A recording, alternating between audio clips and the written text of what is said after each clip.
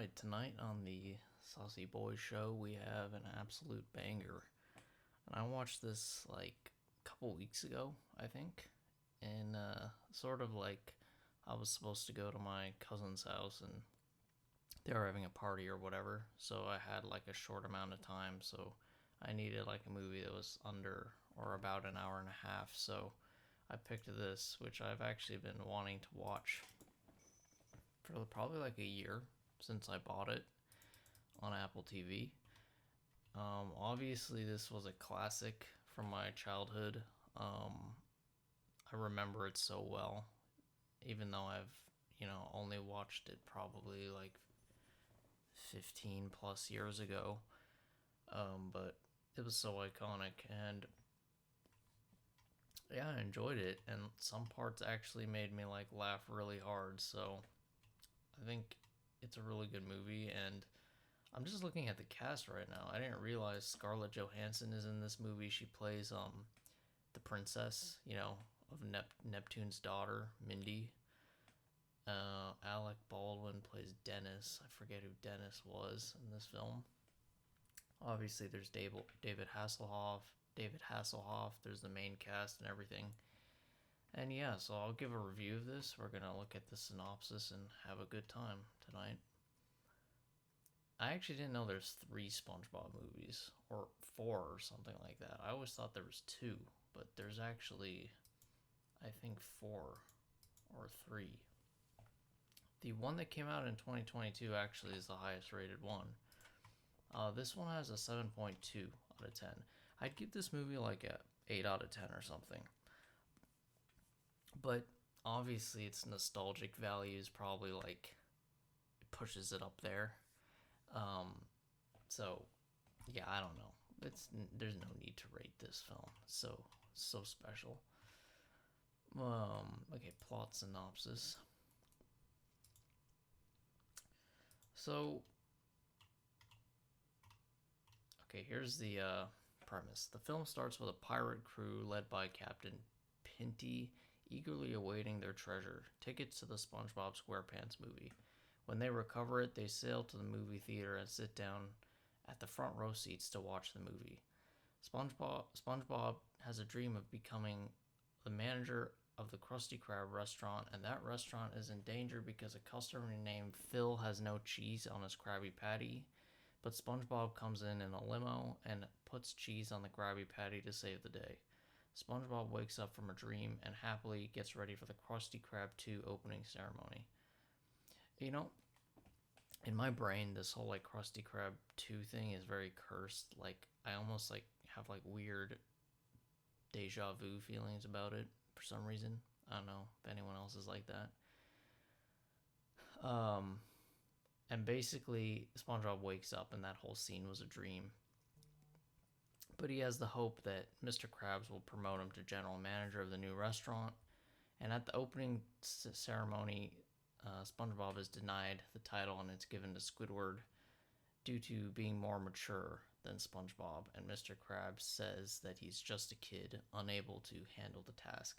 And that's the main conflict in this film. SpongeBob and, by extension, Patrick, who's like his buddy in this film, they have to overcome their immaturity as kids or whatever and save the day. And I guess the ending moral is, even though they're kids, they can save the day. But yeah, it starts out like that, where he's tormented that he's just a kid and nobody takes him seriously.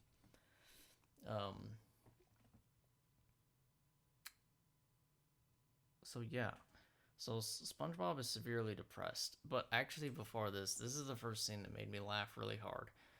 Patrick comes in like flying in on a paraglider with like a flag in his butt, like butt cheeks. It's a famous scene, and he like crashes into the poster, and that's been memed really hard. Like people put like an ISIS flag in between his butt cheeks, and he's like, Allah Akbar, Allah Akbar. It's very famous, and that made me laugh really hard. And then we have another pivotal concept of this film, the Goofy Goober restaurant and the song, I'm a Goofy Goober, yeah. And he eats numerous sundaes with his friend Patrick Star, who, is my favorite character, I would say. He's a great man, Patrick. Reminds me of my friend who's in love with SpongeBob, but he can't admit it. And then his brother is actually in love with SpongeBob. Uh, but yeah, Patrick Star is a great, great man, and he's very funny in this film. And they basically wake up with a hangover, which I thought was kind of funny, from eating sundaes. And meanwhile, Plankton, Krabs' business rival, enacts a plot to steal the Krabby Patty secret formula with the dreaded Plan Z. He steals King Neptune's beloved crown, which Neptune claims symbolizes his authority, even though it's obvious he wants to conceal a bald spot on the top of his head. And then he sends it to Shell City, which is like the kind of like the it's kind of like the Mordor of this Bikini Bottom world. It's like the area where the evil people are, and they gotta journey into it to get the crown. But he sends it to Shell City, and no one has ever returned alive when they go in there. And it's guarded by a killer Cyclops.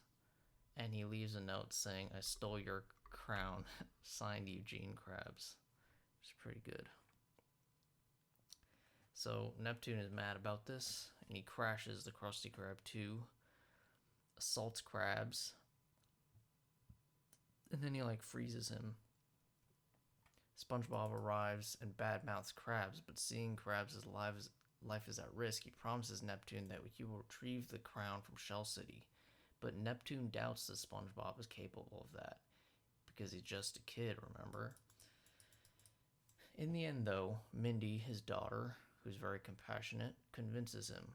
He orders SpongeBob to be back with the crown in exactly 10 days, so there's a timer. And he thanks thanks to Patrick, who seems to overestimate his friend, the time is argued down to 6 days. So this is really funny. Patrick is always the funny character. And instead of negotiating more time, he negotiates less time, which is very funny. And yeah, I really like Patrick. I think he's a super funny animated character. I actually have a Funko Pop of Patrick. It's somewhere here. Oh yeah, it's up there. I'd say he's one of my favorite animated characters. Not that I know too much about animated characters, but I really like the character. SpongeBob's a great character too, to be fair, but Patrick is very funny.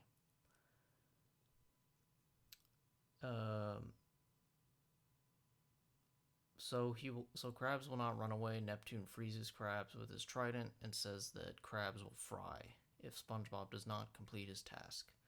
SpongeBob and Patrick then head off for Shell City in a car shaped like a Krabby Patty. So this is super quintessential and iconic SpongeBob SquarePants. I'd argue the Krabby Patty car is etched into so many of our minds who watched this movie as children. I think it's just a really fun and cool little idea they had, and yeah. Basically, after this, SpongeBob and Patrick go off, but before that, or while that's happening, Plankton steals the Krabby Patty formula, and then it goes back to SpongeBob and Patrick, who meet the owner of a gas station who make fun of them for no apparent reason. As the duo push on, the car is stolen by a thug. Back in Bikini Bottom, Plankton sells the Krabby Patty and makes a huge fortune, claiming Krabs willed the recipe to him. He also sends a hitman named Dennis to pursue SpongeBob and Patrick. Dennis is the first, kind of well, no, he's like a sub villain, and he's actually a pretty good villain. He's pretty intimidating. Um, Meanwhile, SpongeBob and Patrick recover the car, but are forced to get the key from the thug who's in a nightclub, where anyone who blows a bubble is mauled, and they end up blowing countless bubbles and are almost caught, but they escape with the key. This was a good scene. It was pretty tense and funny too. Basically, the way the thug sniffs out who's the bubble blower is he sings the Goofy Goober song, I believe, and anyone who hears that song can't resist singing it. But Patrick and SpongeBob are saved last second when someone else says it or sings it before them. Squidward, meanwhile, uncovers the truth about Plankton stealing Neptune's crown and attempts to alert the authorities. But Plankton uses mind-controlling buckets disguised as restaurant souvenirs to control the residents of Bikini Bottom, including Squidward, and renames the city to Planktopolis. It's also very iconic visuals where the bucket is over people's head. I remember that a lot. I can't believe Scarlett Johansson's in this movie. That's kind of like crazy. They could have at least made Mindy blonde. Mindy is kind of like, looks like a progressive lesbian or something. She looks very woke. She looks like a San Francisco liberal or something. Anyway. Meanwhile, SpongeBob and Patrick discover an ice cream stand and buy some, but it is revealed to be a trap created by a frogfish. Okay, this was a good scene. This scene scarred me as a kid. Very scary. And, it's still pretty scary. It's, they go to get, like, an ice cream, and then everything is, like, sticking to them, and they can't get away from the old lady. And then it turns out the old lady's a huge monster who, like, tries to eat them. It's a really good scene. They lose the car. It gets eaten by this monster woman. And they have to cross this big trench to get to Shell City. But they are afraid that it's a job for men, and they are just kids. Before the two admit defeat, knowing they cannot cross the trench, Mindy appears to give them encouragement by falsely claiming they are men, not kids, using her mermaid magic to give them mustaches, which are just strands of seaweed. But it gives them confidence, and they basically sing and dance their way across the trench. In a good song, it's like, now that we're men, we can do anything. Now that we're men. It's good. I remember this song too. The ending song is what is really sticks out to me though, but we'll get to that. And basically they dance their way across the trench with ease, sidestep all the monsters with sheer luck, only to meet Dennis on the other side. Dennis was hired by Plankton to eliminate SpongeBob and Patrick, so they cannot come back with Neptune's crown.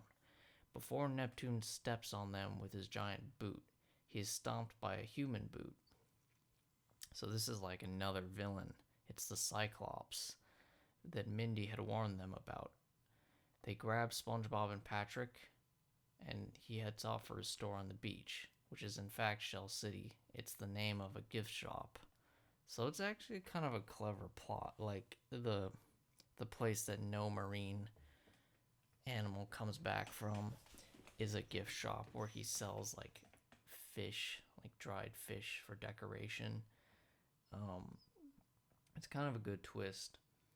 And yeah, this is also another kind of scary scene where SpongeBob and Patrick are sitting under the light and they're drying up and they're dying. And it's kind of hard to imagine they get out of it, but what happened is they start shedding tears, and it short circuits the heat lamp, which releases smoke and activates the emergency sprinkler system, reviving them, as well as the other dried out sea creatures being sold as souvenirs. So the sea creatures attack the Cyclops, including a lobster who sprayed Elmer's glue onto him because the guy was putting googly eyes on the fish. SpongeBob and Patrick take the crown out to the beach, After accidentally losing the bag of wins, Mindy. This was another funny scene. Mindy had given Patrick a bag of wins, and then Patrick accidentally like lets it loose, and it just flies off. The bag of winds is basically to like accelerate them back to Bikini Bottom. So now they have no way to return, but another iconic scene, David Hasselhoff appears and says like, "Let me give you a ride." And very iconic. On the way, Dennis, who was stepped on, catches up to him. So he didn't die, but he is struck by a catamaran. I don't know what that is, but it must be a fish. Let me see what a catamaran is. Oh, it's one of those boats. I forgot. Yeah, I kind of forgot that scene, or that part. But he basically gets hit off, and they defeated that villain. Back at the Krusty Krab 2, Neptune arrives to execute Krabs because the 10 days are over. Plankton is eagerly watching, but in the nick of time, SpongeBob and Patrick return with the crown, save Krabs, and then confront Plankton. In turn, Plankton drops a mine bucket on Neptune. Just as Plankton thinks he's triumphant and has won, SpongeBob cherishes the fact that he's just a kid, yet he has accomplished a lot in the past 6 days. And this is the iconic scene where he's like, I'm a goofy goober. You know, it's very nostalgic, but also super iconic and a really fun scene. And then it's a whole parody of the I Wanna Rock song. And SpongeBob sort of like has a huge rock concert, and his guitar has like a laser on it, and he destroys all the plankton buckets, and yeah, he saves the day. Realizing defeat once again, Plankton tries to escape, but is trampled by Bikini Bottom citizens. Another funny scene. Iconic. Plankton gets flattened with all the footsteps imprinted into him on the floor. Plankton is arrested and put in jail. Neptune thanks Mindy for her bravery and unfreezes Krabs, who gives the general manager title of the Krusty Krab 2 to SpongeBob. During the end credits, SpongeBob is seen doing jobs and chores for Mr. Krabs with an oversized Krusty Krab employee hat. Oh wait, there's a post-credits scene. What? Huh, I didn't watch that long. In a post-credits scene, a theater usher forces the captain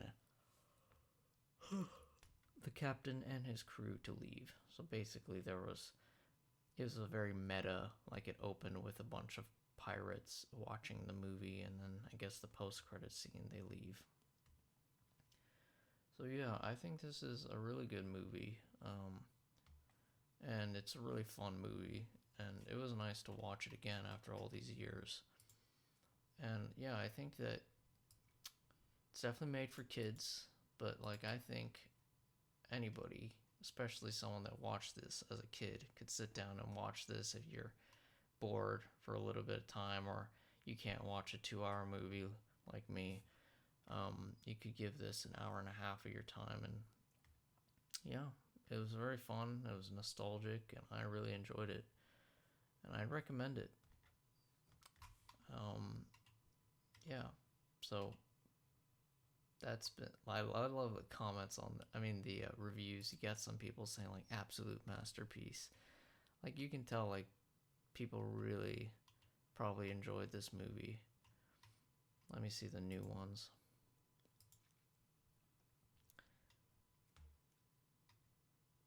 Heartfelt classic. Guy gave it a 10 out of 10. Yeah, it is. It does feel very classic for my generation, our generation. I feel like so many people watched this film and had a good time with it. And like I said, I think people could watch it again if they got some free time.